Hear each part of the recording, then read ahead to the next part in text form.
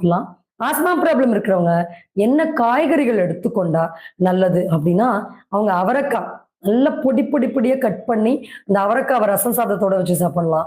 So அதே மாரி பீர்க்கங்கா பொடி பொடியா கட் பண்ணிக்கணும். வெங்காயம் போட்டு, ஜீரகம் போட்டு, மிளகு, இஞ்சி இதெல்லாம் ஓமம் இதெல்லாம் கண்டிப்பா இதெல்லாம் மருந்துகள். மூலிகை பொருட்கள், மருத்துவ மளிகை சாமான் கிடையாது.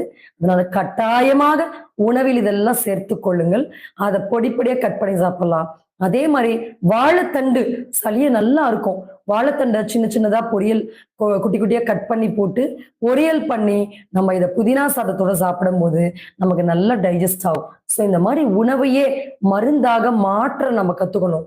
தூதுவளை துவையல் சாப்பிடலாம். ஸோ சளிய நல்லா அறுக்கும். ஸோ துளசி அடிக்கடி ஒரு 4, 5 இலைகள், கருந்துளசி இதெல்லாம் நம்ம தண்ணீல கொதிக்க வச்சு சாப்பிடும்போது, உடம்பில் இருக்கக்கூடிய தோஷங்கள் நிவர்த்தி ஆகுது. ஸோ துளசிக்கு